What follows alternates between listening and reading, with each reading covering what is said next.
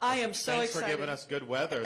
I can deal with this as a Floridian. Right? Who doesn't love this for December weather, right? You guys want to get to know these people a little bit better on a little more human basis? I think that's what we're here for.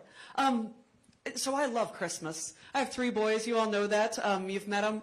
But my 3 boys love Christmas as much as I do. I remember one year Evan's only request for his birthday, September 29th, was to have the Christmas tree put up. And we did. That was a cheap birthday. But I wanted to start off just with that. Talk to me, Governor, talk to me about some of your favorite Christmas traditions, whether as a child or with your own kids today. Well, what we do, we're fortunate enough to live in the governor's residence in Tallahassee. And so one of the perks of that is Thanksgiving comes, it goes, and all of a sudden the house is decorated with all the Christmas stuff. The trees get put up, and it's like that saves a lot of work. So that's a huge perk. But what you have is there's a number of different rooms in kind of the public side of the governor's mansion that they put a tree up in. And so our kids every year will pick which room Santa's supposed to go in and leave the presents. So you kind of we have a nice chimney, and then there's a big room there, and you have that. Then you have another Florida room. Then we have a foyer, which is kind of there. So now we're in discussions to see, okay, where are we going to send Santa? Which tree are we going to do? And I'm negotiating with them on that because I kind of just want them to do it in the main room. It makes it easier for everybody. But they're not sold on that. So we'll see. It may be a game time decision wherever we put out the milk and cookies. You know, it's where your negotiating skills started, I guess, right? Well, I'm also in hot water with the kids because I think a lot of you know that follow sports. With college football, Florida State was undefeated, won the conference championship, and was excluded from the college football playoffs. And a couple weeks ago, our kids are Florida State fans because we live in Tallahassee. It was governor. I didn't go to any of the Florida schools, so I'm neutral. I want them all to do well. But they are Knowles, and they were asking about the playoff. And I said, well, if Florida State wins the rest of their games, they will go to the playoff because there's going to be only 3 or 4 undefeated teams. There'll be one of them. They have to go to the playoffs. And sure enough, Michigan beat Ohio State. Ohio State dropped out. Georgia lost. So you only had Michigan, you had Washington, and Florida State were the only 3 undefeated teams. And they excluded Florida State, put Alabama and Texas with 1 loss in.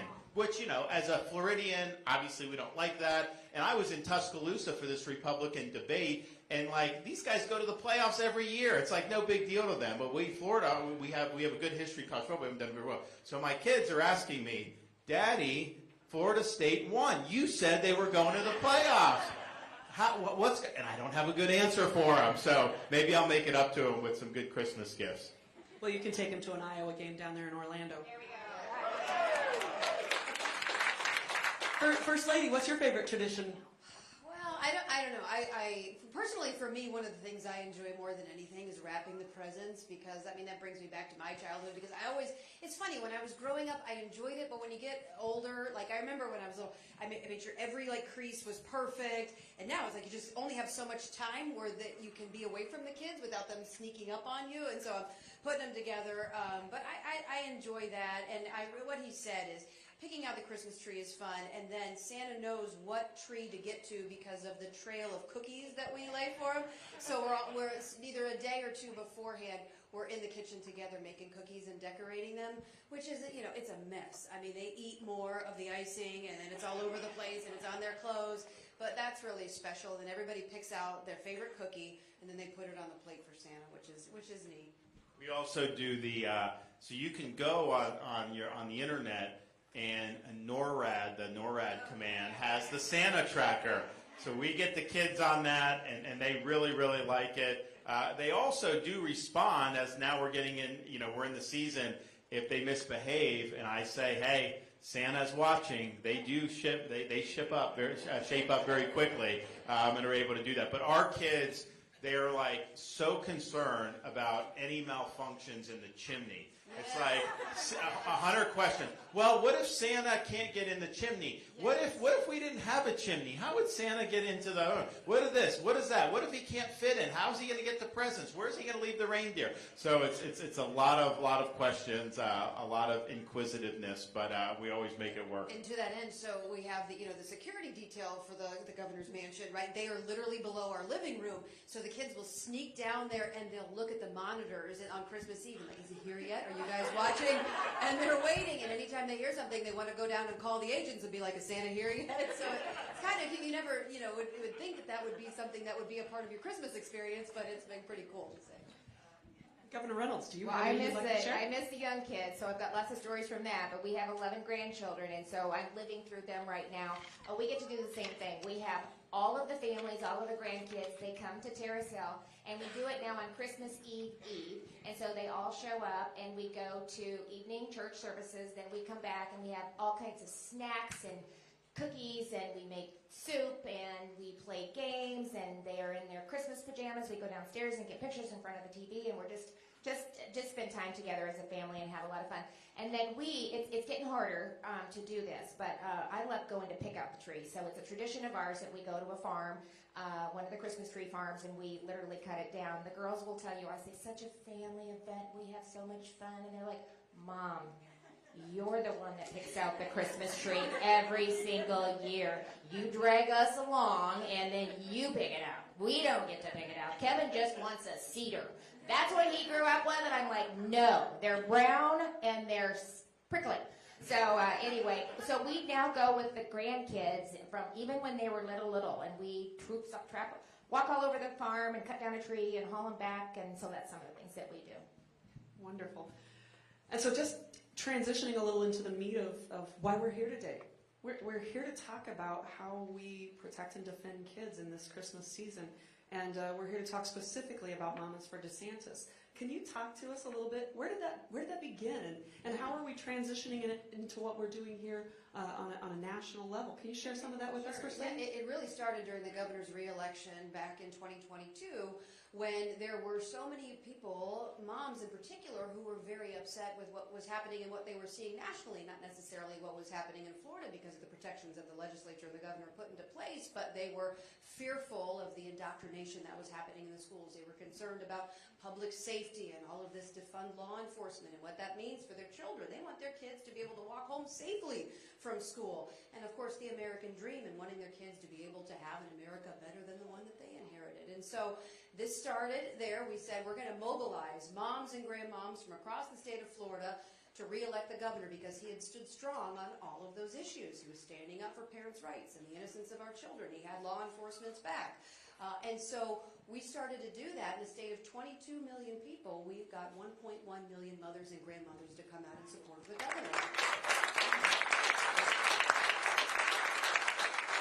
And this coalition, it wasn't just Republicans, it was independents and indeed a lot of Democrats because they did not like what was happening in the schools. They did not like the pornography that was being put in these middle school libraries. They did not like the sexualized curriculum being thrust in front of kindergartners. They wanted their girls to be able to have opportunities in sports to compete against biological girls. And so it was very common sense stuff, but it was a massive momentum.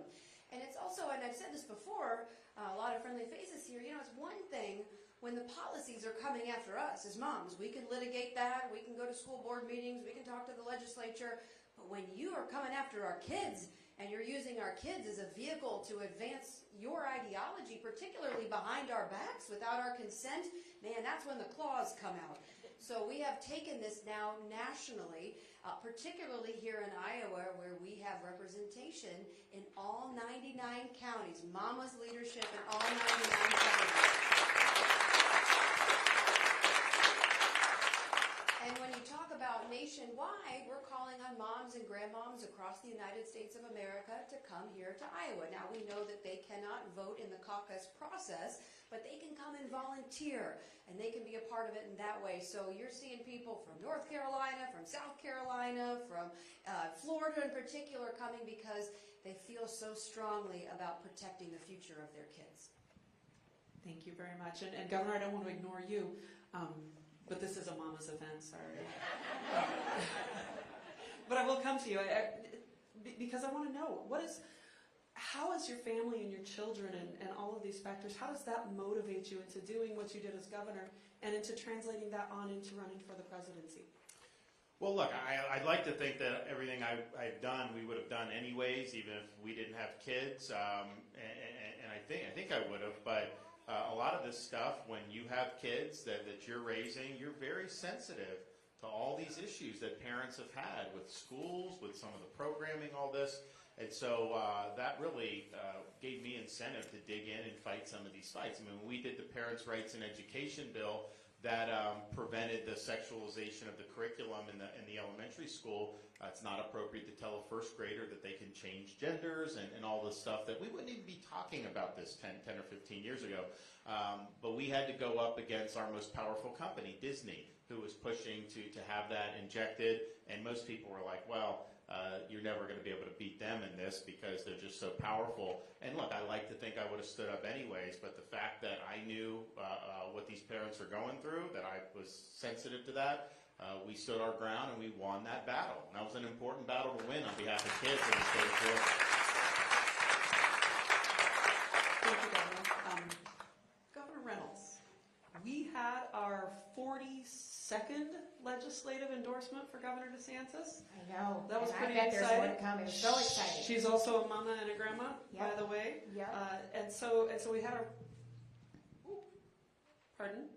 We had our 42nd endorsement. She accredited that in large part to you coming on board and being such a strong voice for what Governor DeSantis has been done in Florida and what he's doing nationwide and in the search for the presidency. Can you talk to us about the momentum that you're seeing since you've endorsed the governor? I've been on your team a long time, and the governor joined us, and I was so thrilled with that. But her joining brought a lot of momentum with it. And so, can you talk to us about what that momentum looks like right now, and how we as a team take the Iowa caucus by storm and launch Governor DeSantis onto the next stage? Yeah, well, first of all, thank you for endorsing early. I appreciate that. You know, as the governor of the state of Iowa, I felt like I had a responsibility with our First in the Nation caucus to welcome all of the candidates to the state, to make sure that they had a platform to, deliver their message and to put their best foot forward. And so we did that for 7 months, and I was part of that process. The candidates crisscrossed the state. They made their pitch. I had an opportunity to listen to their response, to look at their record, to see how they answered the questions, to see the amount of work that went into trying to connect with Iowans and talk about their vision for this country. And as I watched this play out for 7 months, it started to become very, very clear to me who I believed was the right person that on day one could step into the Oval Office, get this country back on track, and for 2 terms, not only restore the greatness to America, but to take it to the next level. And then I'm going to bring it back to mamas for DeSantis. As I said, I'm a mom and I'm a grandma. And I want my kids to grow up in the same America that I did, to have the same opportunities that Casey talked about. And as a governor, I have a real insight to what my colleagues are doing. Believe me, we're watching them all the time. So I forget where you were at. You were doing an event in Florida. He was ticking through everything that they'd accomplished under his leadership. And I said, send that clip to me. I want to make sure I'm not missing something that we should be doing here in Iowa. But I truly believe with all my heart and soul, and that's why it was an easy decision for me to make, that we have to get it right this election. We can come back. We're resilient after 4 years of the chaos and the crisis and just the insanity that we've seen for 4 years. But I don't believe that with another 4 years. And so I believe there's one guy that can step in and can reverse the madness that we've seen under the Biden administration and really do great things. And I'm just touting his record. It's not about me and it's not about the other candidates. It's about Ron and Casey. It's about the 2 of them that can step in and do what needs to be done and get this country back on track. And so we need to do everything we can to make sure that we get him elected. Well, I think you see that in these debates, right? People be talking about all kinds of issues. I'm the only one on the stage that's actually delivered on every one of those issues, We want to talk about We talk about China. Well, we banned China from buying land in Florida. We don't want them buying farmland. We kicked them out of our universities. We cracked down on their ability to steal our intellectual property and trade secrets. We want to talk about protecting children. You know, we banned the sex change operations on the minors, the mutilation. You know, the other candidates on the stage with me, they oppose the bill that we did, and they think that this is fine, and they try to say that's parents' rights. You don't have a right to abuse your children. That's not parents' rights. That gives parents' rights a bad name. Parents' rights is directing the education and upbringing of your children, not to do things that are going to be irreversible and that are unproven. You want to talk about education. We delivered universal school choice. We have got the ideology out. Even you look at what's happening with these universities, with all the crazy ideology, the anti-Semitism in Florida. You saw our university presidents, it was much different because we hold the universities accountable. We don't want them to be indoctrination centers. We want a pursuit of truth. We have law to all tenured professors must undergo review every 5 years and can be let go for poor performance. I mean, we deliver on this stuff. And I think especially on the issues affecting the parents and the kids, but all these different issues, we need somebody that's going to be willing to fight for you, and I've shown I can do that. They also got to be able to win for you. And yes, the election, of course, but win on all these issues, because even if we win the election, if we don't actually deliver on this stuff, if we don't actually have the border taken care of, if we don't actually rein in the bureaucracy, if we don't actually open up energy, if we don't do all the stuff against Biden, then it'll be, stop some of the bleeding, but it won't reverse the trend. And the only way you reverse the trend is by putting up big victories. And that's what we'll do as President of the United States.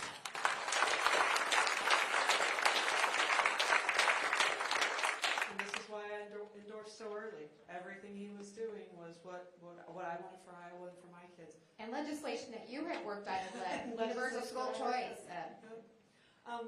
First Lady, candidates struggle in the process. It's hard. It's grueling. Not this guy. But you've chosen, you've got a young family, but you've actively chosen to step up and be an active role in this and be an active voice. Talk to me about why you're being so engaged in this process with the governor, and tell me what that means to you and what that means to your family. No, so I appreciate that question. And so, you know, there's a lot of reasons why I'm out here fighting, because I've seen him as a dad of a 7, 5, and a 3-year-old. I see why he fights for his kids, for your grandkids. You know, I've seen him as somebody who, when he had opportunities to do other things, he decided to join the United States military and become a naval officer and deploy to Iraq, and in 2007 to be a part of the Navy SEAL Team Command Staff, SEAL Team 1, as an advisor to the SEAL operation on the ground. You know, he did that after 9/11 because he wanted to give back to the country that had given him so much, and also to fight for what makes America great. So you see that. You know, I have seen him up close and personal with all of the fights that he has taken on, and he talked about it, whether it's the teachers union, whether it's Disney, whether it's defending and standing up for law enforcement. I mean, the list goes on and on. I've seen that. But, you know, one of the things that really makes me want to get out and fight was particularly the battle during COVID, right? Because the entire world descended upon the state of Florida and Iowa to go after your governor and this governor for every move that they were making. I mean, he was keeping the schools open, and they were criticizing him.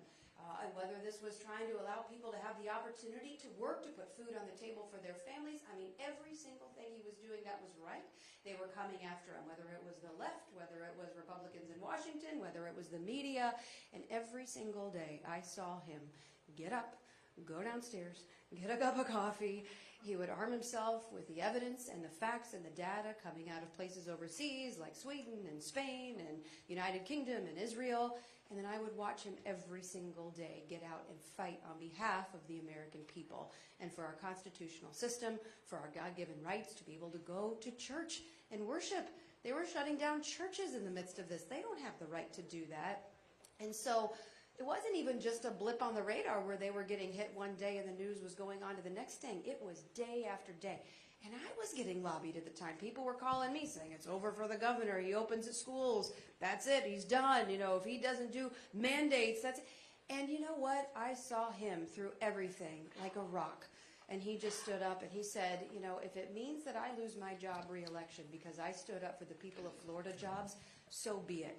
And so when you have a unique perspective of seeing somebody who's willing to take the hits, the flaming arrows, on behalf of the people, on behalf of the people that they were elected to represent, I feel I have a duty and an obligation to get out and sing his praises in the rooftops. I would not be able to look at myself in the mirror, knowing what I know about him. He's a good man. He's in it for the right reasons. He's the guy we need at this moment in our nation's history. And man, I'll tell you what, you're going to see me in every part of Iowa and beyond talking about why we need this guy now more than ever. And she's very effective too at doing that. I ran into a fellow today, and he had been a Trump supporter. He saw me speak and met me, and he's like, you know, that caused me to go back to undecided. I was still weighing my options, but then once I met your wife, that's when I knew I had to support you. And he's got my whole family now to do it. So, and it all goes back. Actually, it goes back to the first campaign we did for Congress back in 2012. I had never run for anything. Nobody knew who I was. And we were like, okay, we're just going to knock on the doors of the primary voters. And so I bought her an electric scooter. I loaded up in my pickup truck. I dump her at one side of the neighborhood. I'd go to the other side. We'd knock, we'd come. And like when if you're in like a primary, especially for Congress, a lot of people aren't well known. Just showing up at someone's door and shaking their hand, a lot of them are going to vote for you at that point. And I converted a lot. She converted 99% of the people whose doors she knocked on. So this is nothing new. Do you remember the day of the election, though, with that scooter that you gave me? So the way, because it was very heavy, right? And this is before the scooters were cool, right? Now you see them on all the college campuses, but this was like novel back in the day. It was like a little $200 thing. But the way it was heavy. So what I would do is I would put it in the back of my car, and then to charge it at night, I would just stream the cable out the window into the outlet, so I didn't have to take it in and out of the back of the car. Well, the day of the election, I was so nervous that I forgot that it was plugged into the wall. And I throw my car into reverse, and I'm coming out of the garage, and all of a sudden I ripped the thing out of the wall, not just out of the plug, like the wall came apart, which was not right. And it starts sparking, and it's hitting the side of the car, and I'm like, run, help, what do we do? All was fine. I got in. We voted. It was good. But we had some adventures along the way, but it was a lot of fun. It was fun. It's fun to watch you two with the kids, too. So you have the kids with you a lot when you're campaigning in Iowa. That's been fun to watch that. I know the one day we did like 3 or 4 events. It was the last one. It was a long day, and those kids did great. And Casey, you were up there with one of them, I forget, and then I turned around and she was gone. And you know, anybody that's got kids, I look out and she's playing tag with the kids outside of the farm just to help them burn off some energy before they got back in the... It's funny. We did do one event where you were up and you were doing a town hall, but Mason wanted to play football more than anything else. So we're out behind you throwing the football back and forth because he couldn't wait. Yeah, I'll tell you what, they've done very well, being on the road. And our thing is like, we just want to be with them. We don't want to be away. So we incorporate. And I thought about with some of the things with our kids, like on the whole political thing. So our first inauguration, our oldest was 2, Mason, our son, was 9, and Mamie wasn't even born yet. 9 months. Wasn't even born yet. So, terrible to, not good to sit through an inauguration. So we didn't even tempt fate with Madison. We're just like, forget it. So, but Mason, what we did is, once you take the oath, Casey's there, and she held Mason for that photo. And then when I went to give the speech, she held Mason. We did that. So we had those pictures. But then we're like, for this second inauguration, we're like, you know what? We kind of wish we had Madison there. Now we have Mamie, so it was Madison 6, Mason 4, Mamie 2. We're like, we got to get them off. So literally for weeks, we would say, guys, inauguration, you're going to be good, you're going to do, and we got them, and we did it, and they were good. So the day before the inauguration, we went out and did a dry run. So they have kind of the platform out in front of the old state capitol in Florida, very good.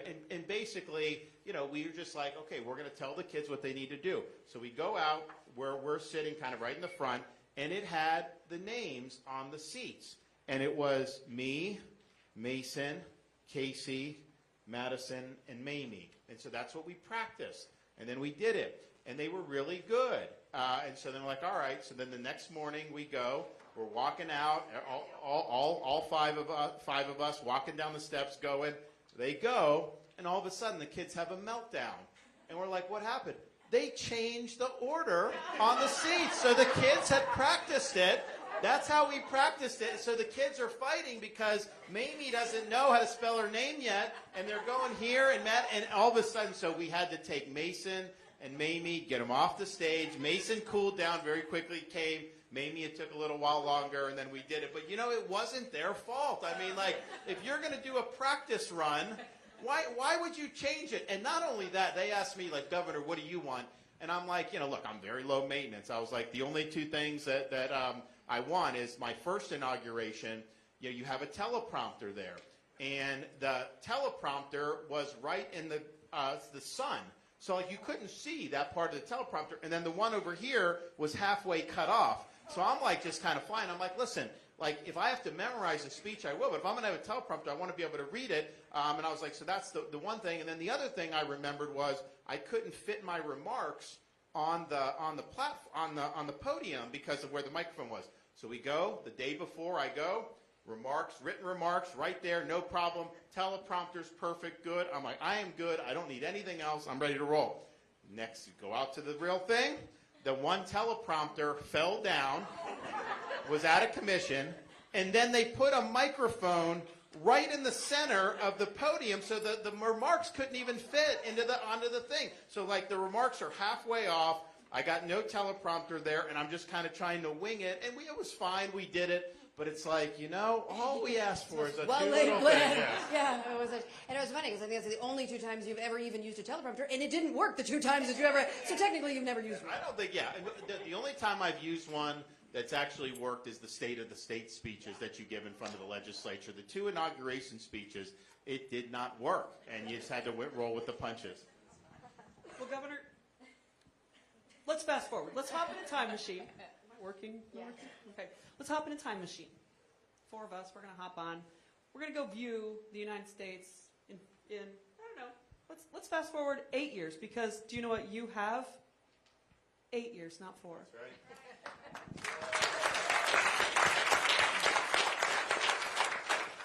Let's hop in our time machine and fast forward the United States 8 years. You've been president for 8 years. What do you want America to look like?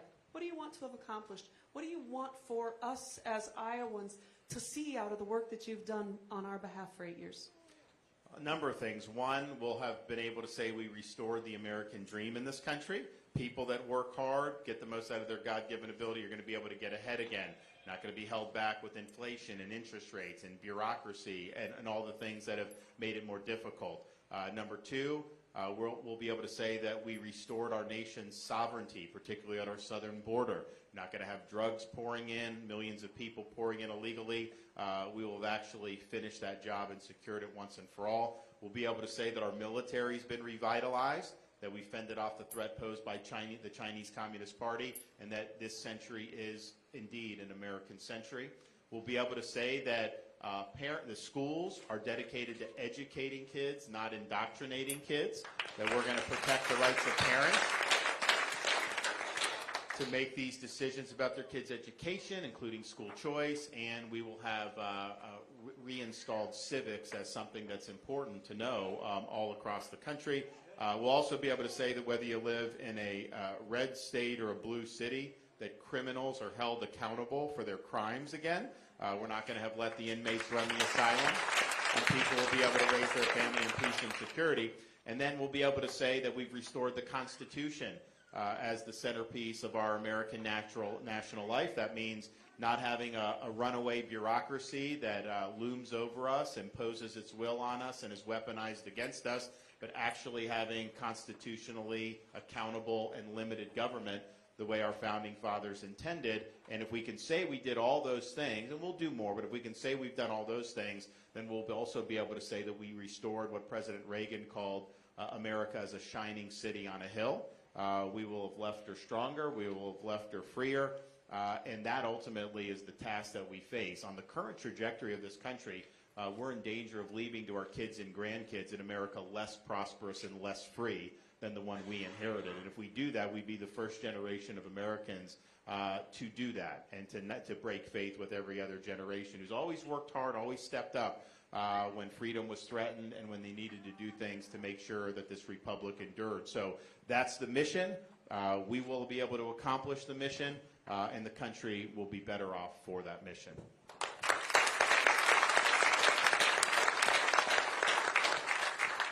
And that's an America I want to see.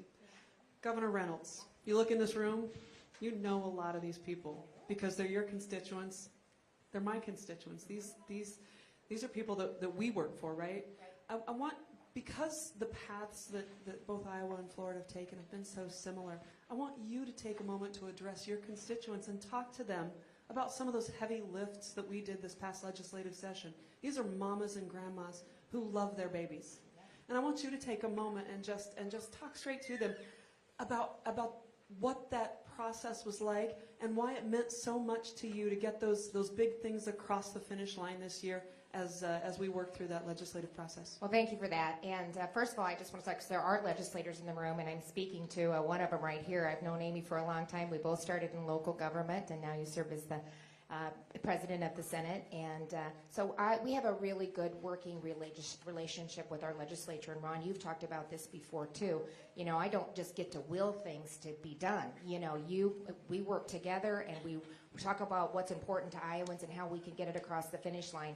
And just when we talk about parents, when I said parents matter, it wasn't just a campaign slogan.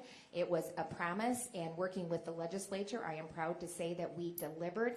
And this is what's unbelievable. We did it in the first 2 weeks of the legislative session. So I thought with the victory that we had with this last election, I didn't win by 20, but almost 19. So we both, Ron and I, had rough starts in 2018. It was a horrible year for Republicans. And I didn't think to get a mamas for DeSantis or for Reynolds together. I should have. But worked really hard and made promises to the individuals, to the constituents that we serve. And what Ron just laid out, talking about what this country will look like in 8 years, the reason that you can take that to the bank is because he did what we did. He followed through with 100% of the promises that he made to the constituents that he serves, and that's just such a novel thing. It doesn't happen very often. It just doesn't happen. You know, I'm proud to say we did the same thing working with the legislature. We passed universal school choice. We did a parental rights bill. We brought transparency into the classroom. So sad to say that we had to put in statute that the parents will be the primary decision maker in their child's education, but that's a fact. That's where we're at, and we're not taking any chances. We're going to continue to return your hardworking money. I've cut taxes 3 times working with the legislature, and we're going to do it again next year. So significant change in in the individual income tax rate from 8.98 down to 3.9 flat and fair. So a lot of our retirees were heading down to Florida, and I don't care if they go to Florida. I want them to go down there and enjoy that warm weather, right? Here's one of them. We got a lot of them in Iowa. We got a lot of them that go down there. But I want them to stay an Iowa residents, and so we had to no longer tax your retirement income. And so, woo! So they are still going to Florida, and we want them to do that, but we're going to keep them as a resident. And, you know, I welcome the Iowans to come down to Florida. I usually would never even think of needing to come to Iowa in the winter because I just go to Marco Island and I see so many people. But I do want you to, before you come to Florida or go back to Iowa for the caucus, make sure you don't miss that. I think it's important. So I've talked to a few folks up here who said, yeah, we're going to go right after New Year's. And I'm like, okay, you're going to turn around and go back to caucus on the 5th? And they're like, well, probably. No, not probably. Let's make this a plan. So hopefully we're able to get that done. And just lastly, Ron's laid out a lot of it. So what I always say is if you like what we're doing in Iowa, again, you're going to love what he's doing for this country. So an effective leader that'll get things done. And we cut government. I want to take some credit for that. It was the 1,700-page bill. I cut 21 agencies from my cabinet. I went from 37 down to 16, projected savings of $215 million. I believe that is conservative. It will be more than that. Our government is too big. You talked about that too. So I cannot thank the legislature enough. That was a big, big bill. And I said, you know what? We can't amend it very much because that's a big bill to bounce back and forth. So we did a lot of work on the front end to get it to where it needed to go. Oh, thank you. Well, I mean, you know, you see, I mean, all Republicans say they want less government, but how many Republicans actually follow through and give us less government and actually reduce the size of government? And I think what you guys did in Iowa is probably the top in the country in terms of now we've eliminated 2 agencies since I've been governor, and we have the lowest percentage of employees per capita of anywhere in the country. But here's the deal. Our budget in Florida is half of New York's budget, even though we have millions of more people now. But when the New Yorkers move to Florida, they tell me, oh my gosh, your services are so much better. Your roads are so much better. Your education. Okay, well, where is all their money going? You don't need that size of government to be able to do what the people want. That's just the reality. And so we need to take the lesson of Iowa and Florida and bring it to Washington, D.C. and downsize that federal bureaucracy. All right, panel, Governor, First Lady, Governor. I'm going to ask you one last question, brief answer, because I want to give the audience an opportunity if they'd like to engage. Tell me the one thing that you do intentionally to keep your focus in this crazy world of politics that you're in, to keep your focus on your family. Well, you schedule time, you make it happen. I mean, if you don't, your day just gets consumed. And so you have to be intentional, because I am a better governor, I am a better person. They keep me grounded, they keep my heart full, and I'm better when I'm surrounded by my family. So whether that's me sitting at a basketball game, cheering Gavin on and telling that other side, telling the ref to get him off of him, it's fouling him, and that young boy looked at me and then he looked back again and it was like, oh my gosh, I'm sorry. The grandma came out, I forgot I was a governor, I was just a grandma. So it's just, you just make time, because it's the most important thing in my life is my family. I know, I agree with that. And I mean, being present, I think, is really important too. So when you're there with your kids, listening to what they have to say, just reading with them. And, what I try to do is, yes, there are things that we can do for me in particular as the First Lady, an honor to be able to have the opportunity to help the people of Florida and put forth various initiatives. But when I'm with my kids, I'm with my kids, right? When we're sitting down, we're at dinner, it's all about the kids. When we're reading books and doing homework, it's about the kids. When we're reading stories at night, going to bed and taking bath, it's not multitasking. It is, I am with them, and I think that's just really important. Yeah, I mean, we bring them a lot with us on the road, because what I had done as governor is no matter how busy the day was, I would make sure I flew home at night. Sometimes I get there for dinner, but even if I didn't, when they go to bed, or even if I missed their bedtime, I wake up in the morning when they're there. And so I rarely spent a night outside of Tallahassee for my entire term as governor and into the second term. Now, when you're doing this, you obviously, I'm not going to go back and forth from Iowa or New Hampshire and then turn around and go back. So we've brought them. I mean, of the 99 counties, I would say our kids visited a majority of them with us. And so that's just something that we want to make sure that we're spending time with them. It's been quite an adventure for them. They've had fun with it. We don't want them to do anything that they're miserable with, but they really like it. They like doing it, and it's been really, really fun for our family. Thank you. Ladies and gentlemen, this has been an incredible conversation, but I want to give you an opportunity. I'll take 1 or 2, maybe 3 questions if the answers are within the time frame. I want to give you an opportunity to ask your questions of either of our governors or the First Lady.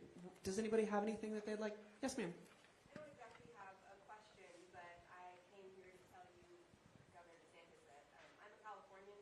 I moved here last year. I got to take a picture with you. From what part of California? Bay Area. Oh, okay. Oh, wow. 5 minutes outside of San Francisco. But I did want to tell you that, after living under the tyranny that is Gavin Newsom during COVID, I really did appreciate what he did for my fellow Americans in Florida. And there are those of us out here that do like you and appreciate you. And I'm very happy to be here with you as my governor. We're happy to have you. Big difference. Thank you. So I'm going to go here. Governor DeSantis, what is your position about a private company having eminent domain to go on a farmer's land? I view eminent domain as something that is narrow, and it needs to be done with a public purpose, like building a road or something, and that if it's private company, I think that they should try to negotiate with people, would be the way I would do it. Thank you.